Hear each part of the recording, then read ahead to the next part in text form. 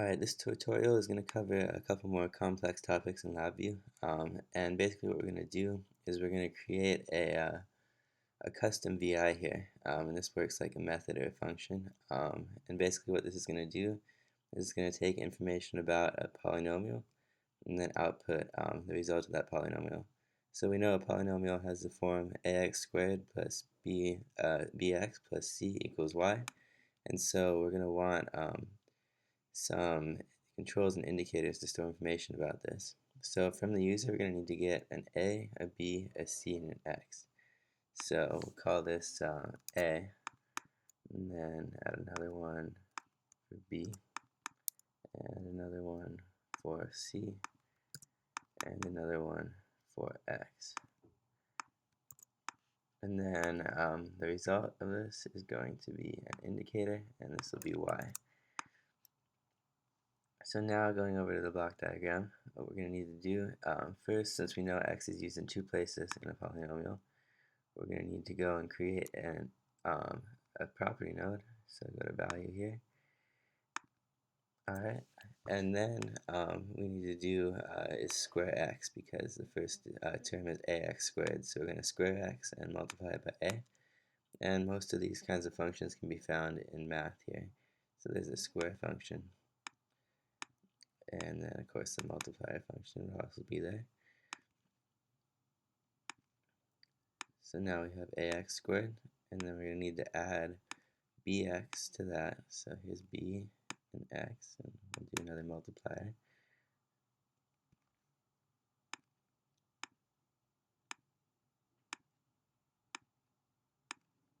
And then finally we'll add c to all of this, so we need a couple addition here.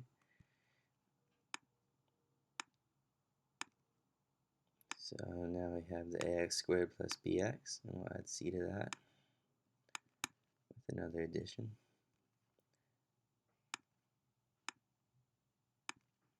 And then finally we'll send all of this to y.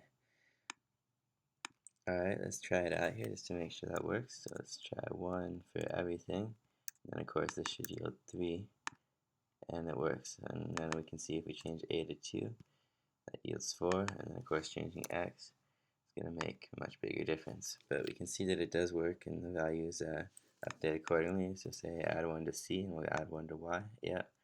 Okay, so now we can see this was a pretty easy program to make, but on its own it's kind of messy, and also it's not that useful since the user has to input all these individually, and each time they go through the program. So what we're going to do is we're actually going to make this something called a sub VI, and to set up a sub VI we go over here to this little box right around here, and we basically just wire inputs and outputs. But before we do that, I also want to add one more input and output, and that's going to be error reporting. Now this isn't actually necessary for this program because it doesn't deal with hardware or anything too complex, so any errors should be caught before runtime, but this is just for the sake of example here. So we've got our error in and error out indicators, and basically there's really nothing we can wire them to here because this is such a simple program, except we actually can wire them to property nodes. Now, there's really no reason to do this in most cases because, well, property nodes usually don't cause errors unless they're just not wired in the correct place.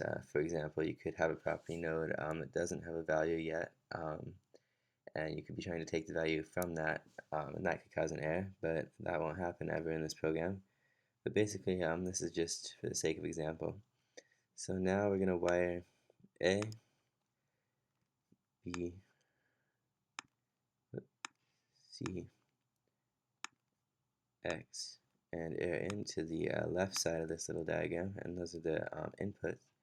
And then on the right side, we'll wire Y and air out. Now we have some extra spaces here. That doesn't really actually matter.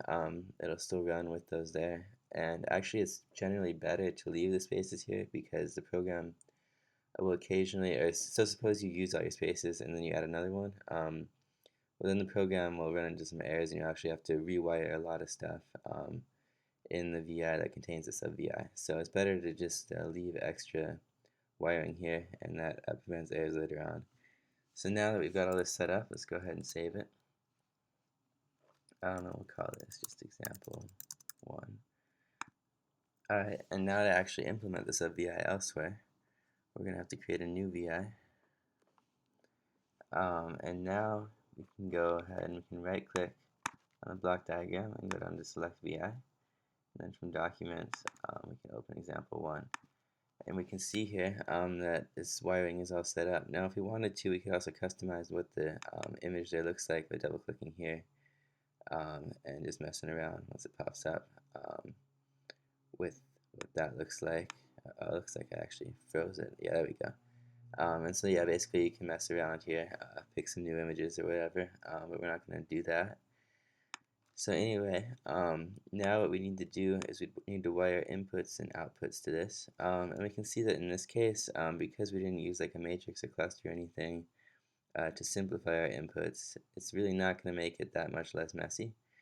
But what this does allow us to do is take inputs that the user didn't necessarily input. Say, let's make some numeric constants. And so this way we can at least make the front panel a little bit cleaner. And of course we could do that by just hiding the indicators in the original program as well. And actually I should show how to do that. So if you want to hide the indicator, just go to the block diagram for the program, right click there, and then just hide control or hide indicator with an indicator, and that'll hide it from the front panel. Anyway, make a couple more of these.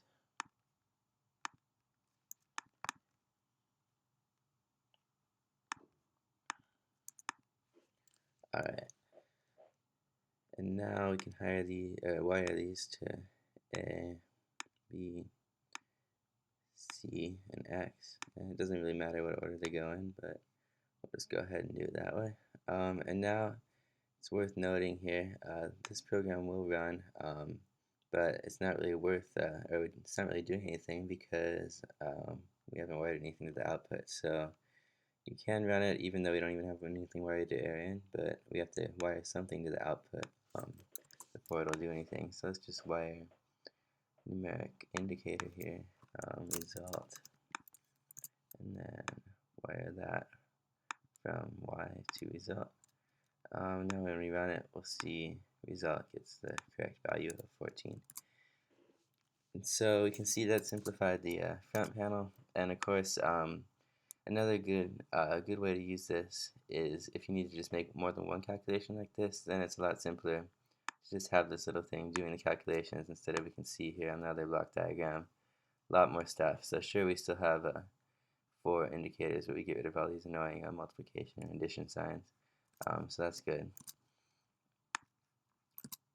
Alright, now there's a couple things that we still need to cover. So we covered the error reporting, but it's also worth noting here, highlight execution. For complex programs, this is a really good way to slow the program down and see exactly how and when it's running. So if we run this now, it's going to be a little bit slower, but we'll see 2 gets transferred from each of these. And then we saw there 14 got transferred from this VI to result. And so that's a good way to see if there's any bugs in your program where the right data is not being transferred to the right places or anything like that. Highlight execution is a good way to check that. Another error that frequently comes up, first of all, is a broken wire error, and you can see here wire has loose ends. And one way to clean that up, just hit Control B, and then the broken wire will be gone, and you can run the program again. But now, of course, this 2 isn't doing anything.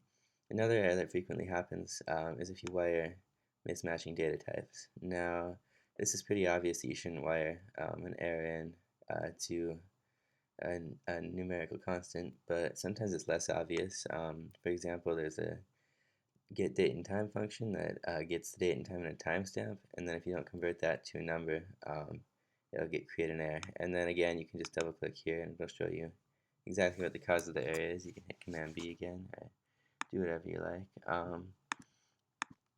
Alright, and it's also worth remembering, so if if you don't wire anything to an input like this, what's going to happen is it's going to go and it's going to look at the default input over here. So in this case it was 2. So if we just didn't have the input wired to anything here, we could see that it'll actually still display the same value. I'm sorry, it will not display the same value because now this default value has been changed to 0 because 0 is just the default for a numerical constant. Alright, and now there's just another thing we can do with error reporting here. So suppose we just wanted to check whether or not this whole thing created an error or not. And of course, we know this probably won't ever create an error with error reporting, but it's still worth checking in a lot of programs. So what we're going to do is we're going to create property nodes for error in and error out. So let's go ahead and do that.